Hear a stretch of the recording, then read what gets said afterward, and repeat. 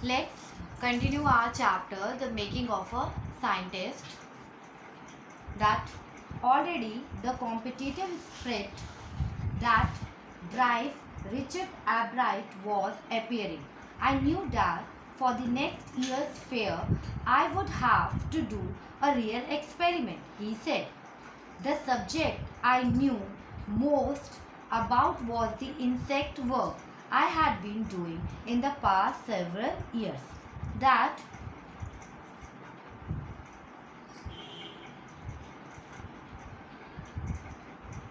जब रिचर्ड एब्राइट हार गए तो उनके अंदर एक कॉम्पिटिटिव स्पिरिट जाग उठी और उन्होंने फिर डिसाइड किया I knew that for the next year fair उन्हें पता था कि नेक्स्ट ईयर के फेयर में उन्हें कोई रियल एक्सपेरिमेंट करना होगा एक और रियल एक्सपेरिमेंट करना होगा तो एक अपना एक्सपेरिमेंट कुछ रियल एक्सपेरिमेंट उन्हें करना पड़ेगा और अपना एक्सपेरिमेंट उन लोगों के सामने उन्हें रखना पड़ेगा. The subject I knew most about was the insect work I had been doing in the past several years. और वो जिस सब्जेक्ट के बारे में ज़्यादा जानते थे दैट इज इंसेक्ट वर्क. ठीक है, फेवरेट सब्जेक्ट उनका क्या था?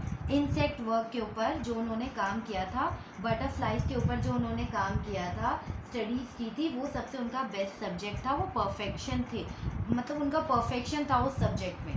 सो he wrote to doctor Urquhart for ideas. So he wrote to Dr. Urquhart for ideas and back came a stack of suggestions for experiment. उन्होंने डॉक्टर उखाड़ को ideas के लिए लिखा और डॉक्टर उखाड़ ने उन्हें ढेर सारे stack of suggestions for experiment भेज दिया. मतलब ढेर सारा सजेशन उन्हें वहाँ पे भेज दिया. And those kept एब्राइट busy all through high school. और जो उनके सजेशन थे उसने क्या किया, उसने बिजी रखा, उसने एब्राइट को एक तरह से बिजी रखा.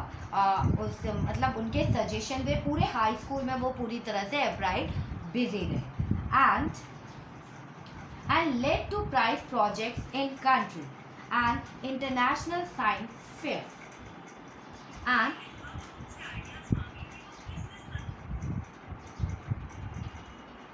एंड उनसे उन्होंने आइडियाज़ मांगे कि इंसेक्ट से रिलेटेड क्या क्या एक्सपेरिमेंट्स किए जाते हैं. और स्टैक मतलब एक फाइल था कि फाइल्स ऑफ सजेशन उसको भेजा गया था. ठीक है, और इसके कारण एब्राइट पूरे हाई स्कूल में बिजी रहा और prize projects in country and international science fair उसे उस सजेशंस और आइडियाज़ के कारण वो पूरा हाई स्कूल बिजी रहा और उसने सारे आइडियाज़ को स्टडी किया और जिससे वो अपने हाई स्कूल में बहुत बिजी रहे. एंड दैट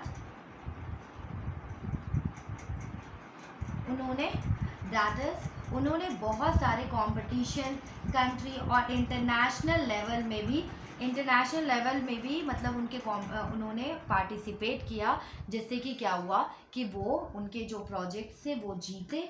वो काफ़ी प्राइजेस जीत कर आए और इंटरनेशनल साइंस फेयर में भी उनके प्रोजेक्ट्स को वहाँ पे शामिल किया गया, इंट्रोड्यूस किया गया. एंड दैट फॉर इससे हमें ये पता चलता है कि रिचर्ड एब्राइट ने बहुत मेहनत की थी फेयर्स में प्राइज जीत करने के लिए. And that is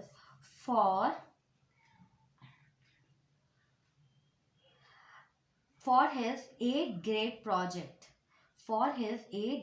project, Albright tried to find the cause of a viral disease that kills nearly all monarch caterpillars every few years. Albright thought the disease might be carried by a beetle. अब class में पहुंचे तो उन्होंने एक project बनाया. उसमें उनका जो टॉपिक था कि मोनार्क कैटरपिलर जो कुछ सालों बाद जो मोनार्क कैटरपिलर्स थे कुछ सालों बाद एक वायरल डिसीज, एक डिसीज के कारण वो मर रहे थे। 8th क्लास में जब वो पहुंचे तो उन्हें ये प्रोजेक्ट दिया गया कि एक वायरल डिसीज के कारण जितने भी मोनार्क कैटरपिलर्स थे, ये एक स्पीसीज था बटरफ्लाई का, वो फ्यू इयर्स में ही मर जा रहे थे। दैट अब उस वायरल डिसीज का उन्हें कॉज पता करना था, ठीक है। और एब्राइट ने क्या सोचा कि एब्राइट ने ये सोचा कि उस डिसीज का जो कारण हो सकता है वो बीटल हो सकते हैं, कि वो अपने अपने में कैरी करके बीटल्स लेकर आते हैं। एंड और अगर बीटल कैरी करके लेकर आती है ये वायरस, तो इसके कारण जो कैटरपिलर्स है उनकी डेथ हो जाती है। ये उनका रीजन था, उनका सोचना था। And for he that he where I am that is he tried raising Ebbert thought the disease might be carried by a beetle। और एब्राइट ने थॉट किया कि ये जो डिसीज है वो कैरी कौन कर रहा है, बीटल कैरी करके ला रही है, और जिसके कारण कैटरपिलर्स की डेथ हो जा रही है। He tried raising caterpillars in the presence of beetle। उसने फिर क्या किया कि कैटरपिलर्स को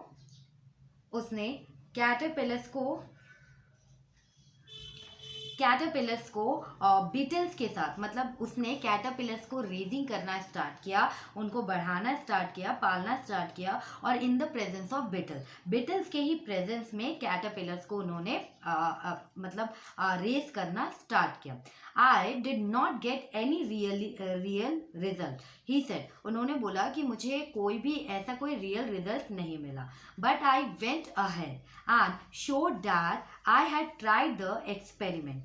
दिस टाइम आई वोन, बट आई वेंट अहेड। मैं फिर भी उसके आगे गया, और showed that I had tried the experiment, और इससे शो होता है कि मैंने ट्राई किया इस एक्सपेरिमेंट को। दिस टाइम आई वोन, दिस टाइम मैं जीतूंगा, आई वोन। दैट इज उन्होंने अपने मतलब 8th क्लास के प्रोजेक्ट में उन्हें ये प्रोजेक्ट दिया गया था कि आप इस वायरल डिसीज के कॉज के बारे में पता करिए, जिससे ये जो मोनार्क कैटरपिलर्स है वो फ्यू इयर्स में उनकी डेथ हो जा रही है। एब्राइट ने थॉट किया कि डिसीज क्या पता बीटल कैरी करके जा रहे हैं, तो उसने क्या किया, कैटरपिलर जो बटरफ्लाई के कैटरपिलर्स है उसके साथ उसने बीटल को भी पालना स्टार्ट कर दिया। और उसके बाद क्या हुआ, बीटल से ये रिजल्ट निकला कि बीटल से कैटरपिलर्स की डेथ नहीं हो रही है, बीटल से कैटरपिलर्स की डेथ नहीं हो रही है। अब उससे क्या हुआ, उसके बाद उसने क्या कहा, उसने इस एक्सपेरिमेंट को उस फेयर में, साइंस प्रोजेक्ट के फेयर में शो किया, और उसने ये एक्सपेरिमेंट करके दिखाया, और दिस टाइम क्या हुआ, आई वोन, दिस टाइम वो जीत गया। वो आगे बढ़ा, उसने शो किया, उसने ट्राई किया इस एक्सपेरिमेंट को वहां पर, और दिस टाइम आई वोन, और दिस टाइम वो जीत गया। एंड मतलब इस एक्सपेरिमेंट से उन्होंने मतलब इस एक्सपेरिमेंट से उसके कॉज तो नहीं बताया कि क्या रीज़न है उनके मरने का, लेकिन उसने ये ज़रूर बता दिया था कि जो कैटरपिलर्स हैं वो बीटल्स के कारण नहीं मर रहे हैं, बीटल से उन्हें कोई इन्फेक्शन नहीं हो रहा, कोई डिसीज नहीं हो रहा, ये उन्होंने प्रूफ कर दिया था। And the next year his science fair project was testing the theory that viceroy butterflies copy monarchs. The next year, his science fair project was testing the theory that viceroy butterflies copy monarchs. The theory was that viceroys look like monarchs because monarchs did not taste good to birds. Because monarchs did not taste good to birds. That अब क्या था, next year उनका science का project क्या था, fair project उन्हें मिला था। साइंस फेयर प्रोजेक्ट का क्या था, क्या टॉपिक था, टेस्टिंग करना था the theory that viceroy butterfly copy monarchs. अब जो आपकी फोटोज में दिया है दैट इज जो टॉप पर है वो वाइसराय बटरफ्लाई है, नहीं सॉरी मोनार्क बटरफ्लाई है, एंड उसके नीचे वाइसराय बटरफ्लाई है। The theory was that, theory क्या थी, वाइसराय लुक लाइक मोनार्क, जो वाइसराय है वो बिल्कुल सेम तरह मोनार्क की तरह दिखती है, because monarch don't taste good to bird. लेकिन मोनार्क को बर्ड नहीं खाती, इसलिए बर्ड मोनार्क को नहीं खाती क्योंकि बर्ड मोनार्क को नहीं खाती लेकिन वाइसराय को खाती है। इसलिए वाइसराय हमेशा कोशिश करते रहते थे कि वो मोनार्क की तरह मोनार्क की कॉपी करें। टोटली वो कैसे उड़ती है, कैसे दिखती है, उसकी वो पूरी तरह से कॉपी करना चाहते थे, ठीक है। और इसी चीज़ को रिचर्ड ने अपने एक्सपेरिमेंट के द्वारा प्रूव करने की कोशिश की कि बर्ड सबसे ज़्यादा किसको पसंद करती है, वाइसराय को पसंद करती है, मोनार्क को पसंद नहीं करती। Viceroy on the other hand do taste good to birds, the more they look like monarch, the less likely they are to become a bird's dinner। अब जो वाइसराय थे वो क्या था, viceroy on the other hand do taste good to bird. जो birds का जो test था, रिचर्ड एब्राइट ने अपने एक्सपेरिमेंट में रिचर्ड एब्राइट को ये प्रूव करना था कि जो बर्ड्स हैं वो सबसे ज़्यादा वाइसराय बटरफ्लाई को खाती हैं, वो टेस्ट से उसको खाती हैं, लेकिन मोनार्क को वो नहीं खाती। So the more they look like monarch, तो वाइसराय डिसाइड ये करते हैं, मतलब वाइसराय इसीलिए कोशिश करते हैं कि वो पूरी तरह से मोनार्क की कॉपी करें। अगर वो मोनार्क की कॉपी करेंगे पूरी तरह से तो दैट टाइम क्या होगा, वो मोनार्क की अगर कॉपी करते हैं पूरी तरह से तो उनको बर्ड नहीं खाएगी, बर्ड अपना डिनर वाइसराय नहीं बनाएगी वाइसराय को। एंड इसीलिए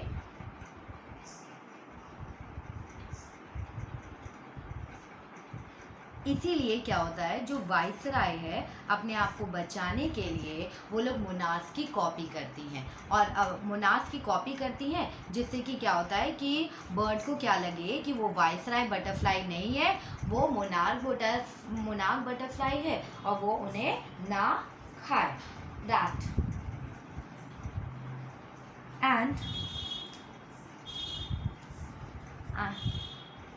That is, Ebright's project was to see whether, in fact, birds would eat monarch. He found birds would eat monarch. Ebright's project was to see whether, in fact, birds would eat monarchs.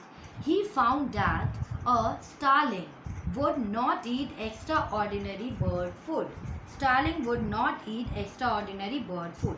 You can say that starling means होता है common European bird एक होती है। Starling क्या है, he found that a starling एक bird है, that is वो कॉमन यूरोपियन बर्ड होती है with black and brown spotted plumage and black and brown spotted plumage रहता है, which nest near building and is a good mimic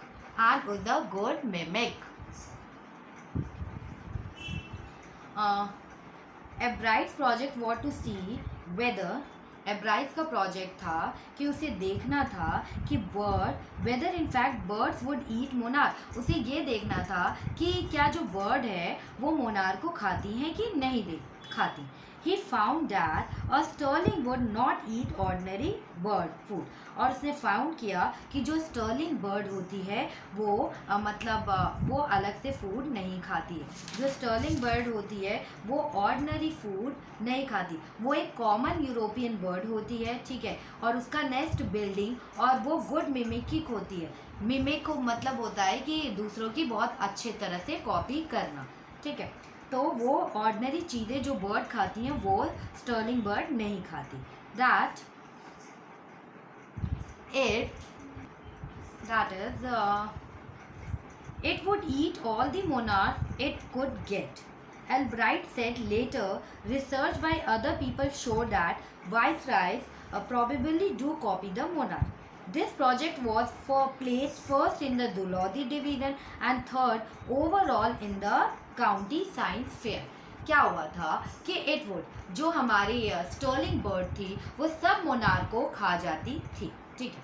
Albright ने पहले भी यही कहा था कि जो मोनार्क है वो वाइसराय को दैट इज जो मतलब जो वाइसराय है वो मोनार्क को कॉपी करती है. जो अदर अल्ब्राइट सेड लेटर, जो अदर रिसर्चर्स थे बाय अदर पीपल ने क्या शो किया, viceroy probably do copy the monarch, मतलब वाइसराय हमेशा प्रोबेबली मोनार्क की कॉपी करती है. और दिस प्राइज, ये जो अल्ब्राइट ने शो किया कि स्टर्लिंग उसे खा जाती है, वाइसराय उसकी नकल करती, कॉपी करती है, तो ये सारी चीज़ इससे उनको फर्स्ट प्राइज मिला था. First in the zoology division में वो फर्स्ट आए थे और थर्ड आए थे overall in the county science fair में. वो क्या आए थे, थर्ड आए थे. ओवरऑल काउंटी सीजन में वो थर्ड आए थे. And that in his second year in high school, Richard Albright began the research that led to. In his second year in high school, Richard Albright began the research that led to his discovery of an unknown insect hormone. Indirectly, it also led to his new theory on the life of cell. Theory on the life of cell. And अब Richard एब्राइट high school के second year में थे तब उन्होंने research किया insect hormones पे. उन्होंने research किया, उन्होंने अलग अलग इंसेक्ट के हार्मोन पे डिस्कवरी की और उनके इसी डिस्कवरी की वजह से उन्होंने इसी थ्योरी की मतलब जो उन्होंने इंसेक्ट के हार्मोन को डिस्कवर किया, अलग अलग इंसेक्ट के हार्मोन को डिस्कवर किया जब वो सेकेंड ईयर में थे अपने हाई स्कूल के, तो इनडायरेक्टली उन्होंने फिर एक नई थ्योरी को डिस्कवर किया था, that is life of cell. उन्होंने फिर एक नई थ्योरी को डिस्कवर किया, that is life of cell को. The question he to answer was simple. What is the purpose of the 12 tiny gold spots on a monarch pupa? That is, मतलब the question he tried to answer was simple. The question जो वो try कर रहा था answer देने के लिए वो एक सिंपल था. That is, what is the purpose of the 12 tiny gold spot on a monarch pupa? मतलब क्या पर्पस है वो जो 12 टाइनी गोल्ड स्पॉट्स होते हैं मोनार्क प्यूपा पे, उसका क्या पर्पस है. प्यूपा हमने जस्ट बटरफ्लाई के 4 स्टेजेस पढ़े हैं. आई थिंक आप लोगों ने पढ़े हैं कि पहले एग रहता है, दैट फिर caterpillar, after that pupa and फिर बटरफ्लाई. यही आई थिंक प्रोसीजर होता है. तो यही इसने क्वेश्चन दैट इज पूछा था कि what is the purpose of 12 tiny gold spot. जो गोल्ड स्पॉट्स होते हैं वो मोनार्क प्यूपा पे क्यों होते हैं, उसका पर्पस क्या होता है. एंड अब एक सिंपल सा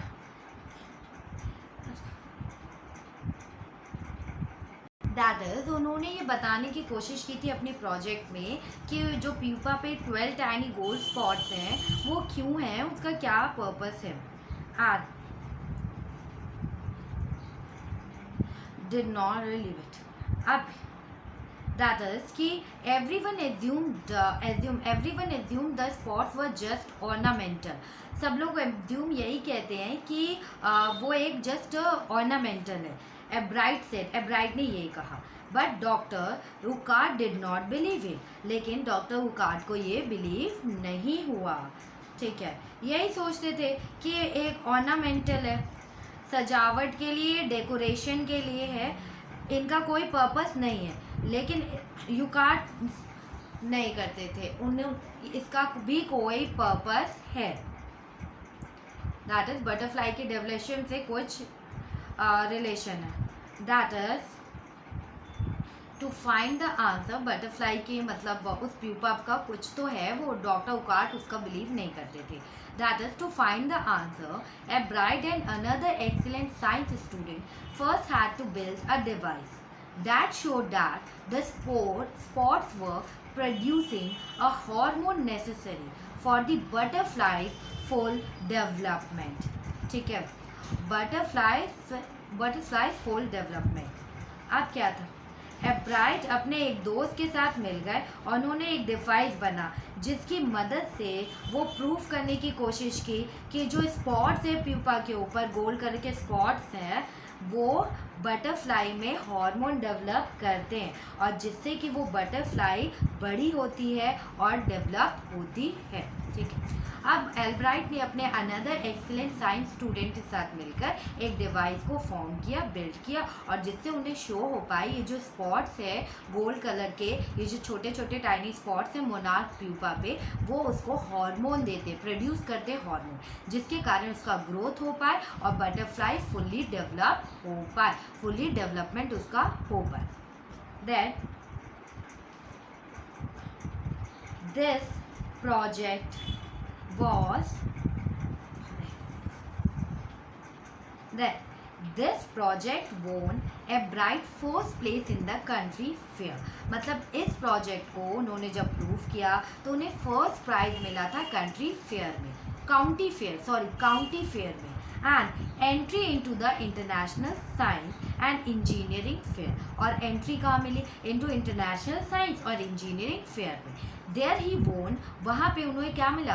मतलब थर्ड प्लेस मिला उन्हें जूलॉजी में। उन्हें वहाँ पे कौन सी प्लेस मिली? थर्ड प्लेस मिली थी जूलॉजी में। ठीक है, एक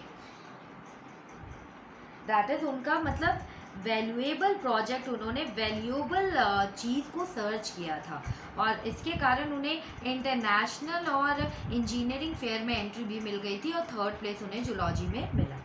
ही also get a chance to work during the summer at the entomology laboratory of the Walter Reed Army Institute of Research।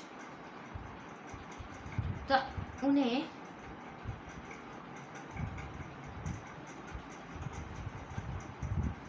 देखो, he also get a chance to work during the summer. उन्हें एक chance मिल गया था, that is उनको international science fair में और engineering fair में एंट्री मिल गई।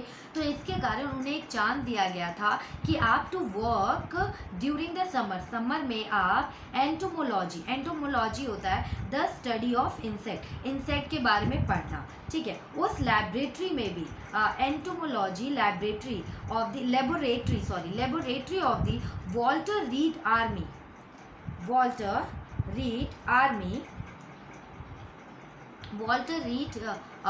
आर्मी इंस्टीट्यूट ऑफ रिसर्च में भी उन्हें एंट्री मिल गई थी, जिससे वो वहाँ पे भी रिसर्च कर सकते थे।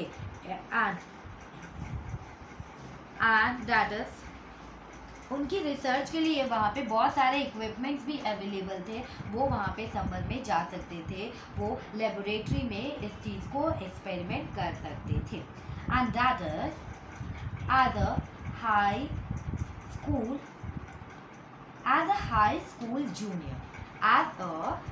स्कूल जूनियर में क्या हुआ?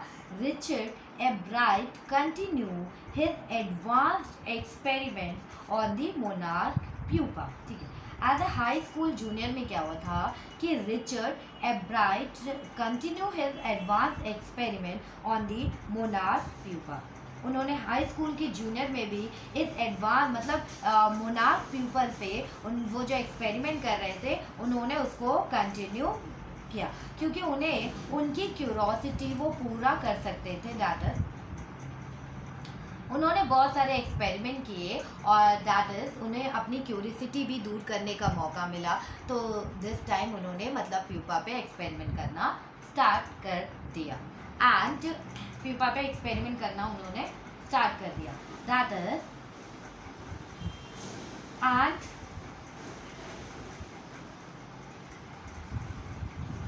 अब दैट टाइम क्या हुआ कि दैट ईयर हिज प्रोजेक्ट, और दैट ईयर मतलब उनका जो प्रोजेक्ट था जो मोनार्क प्यूपा पे उन्होंने एडवांस में रिसर्च किया तो उनको फर्स्ट प्लेस मिला था इंटरनेशनल साइंस फेयर में।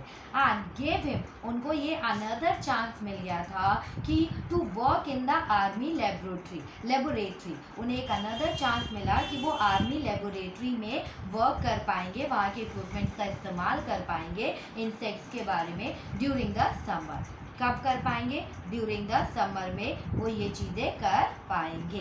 दैट इज वो आर्मी लेबोरेटरी का क्या नाम था? That is Walter read army institute of research. Walter read army institute of research, WRAIR, WRAIR, and मौका मिला, and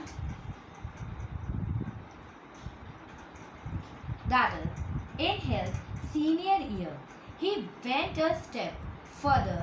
He grew cells from a monarch's wing in a culture and showed that the cells would divide and develop into normal butterfly wing scales only if they were fed the hormone from the gold spot. Hormone from the gold spot. That is कि उनके senior year में he went उनके senior year में he went step further, वो थोड़ा सा आगे बढ़े। He grew cells from a monarch's wing, monarch's wing से उन्होंने सेल को ग्रू किया इन अ कल्चर, मतलब एक टेम्परेचर में उनके विंग्स को उन्होंने ग्रो किया, and show that the cells would divide and develop into normal butterfly wing scale only if they were fed the hormone from the gold spot. और उन्होंने ये भी बताया कि दैट इज उस गोल्ड स्पॉट के कारण ही, उन्होंने ये भी बताया कि उस गोल्ड स्पॉट के कारण ही उन्हें हार्मोन मिलते थे, जिससे उनके जो विंग स्केल्स हैं, मतलब जो सेल है वो डिवाइड होती थी, उनका सेल डिवाइड होता है और डेवलप होता है एक मतलब नॉर्मल बटरफ्लाई विंग्स के स्केल्स में। और ये तभी पॉसिबल है जब आप उन्हें फेड करेंगे, दैट इज वो जो हार्मोन से, जो प्यूपा में वो जो गोल्ड स्पॉट्स थे वो हार्मोन थे, जब वो उनमें रहेंगे तभी वो लोग डेवलप कर पाएंगे। दैट इज वो जो गोल्ड स्पॉट्स हैं वो क्या थे? इट मीन्स वो गोल्ड स्पॉट्स हार्मोन थे। दैट इज उन्होंने ये एक्सपेरिमेंट में चीज़ें की, एंड उन्होंने ये अपने एक्सपेरिमेंट में चीज़ें की, एंड दैट अब क्या हुआ, उन्होंने प्रोजेक्ट में बताया दैट इज कि जो उनका दैट प्रोजेक्ट वोन first place for zoology at the international fair. और जो इन्होंने ये प्रोजेक्ट मतलब सबमिट किया, उन्होंने इस चीज़ के बारे में बताया, तो उन्हें फर्स्ट प्राइज़ मिला था, फर्स्ट प्राइज़ जूलॉजी में एट द इंटरनेशनल फेयर में, फर्स्ट प्राइज़ जूलॉजी में एट द इंटरनेशनल फेयर में उन्हें फर्स्ट प्राइज़ मिला था। He spent the summer after graduation. उन्होंने spend किया, that is he spent the summer. उन्होंने he spent the summer after graduation doing further work. उन्होंने अपना समर spend किया after graduation.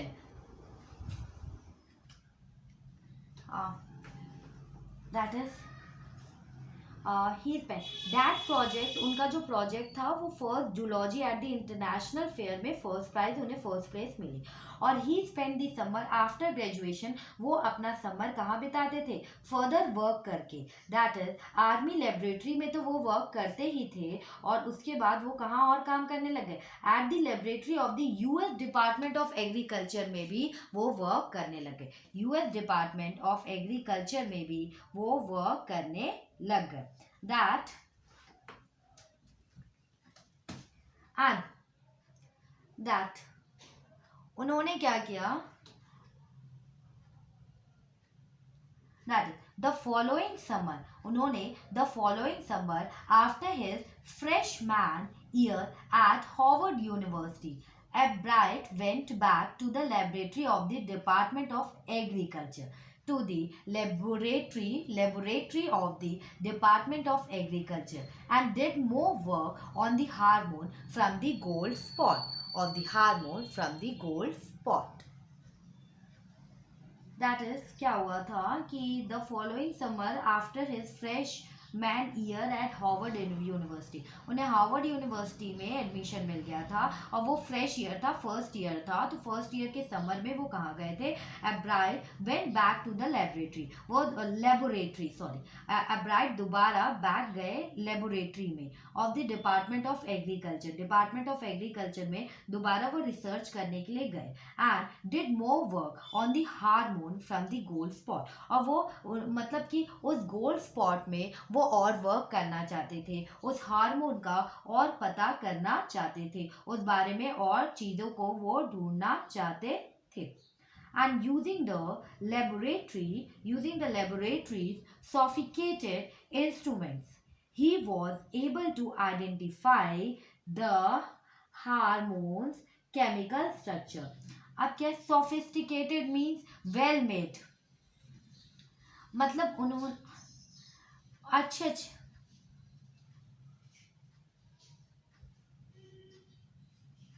that is using the laboratory sophisticated मतलब well maintained instruments थे। USA की जो लेबोरेटरीज थी उसमें क्या था, लेबोरेटरीज में बहुत वेल मेड इंस्ट्रूमेंट्स थे और he was able to identify, इसीलिए वो एबल हो पाए आइडेंटिफाई करने के लिए हॉर्मोन्स को।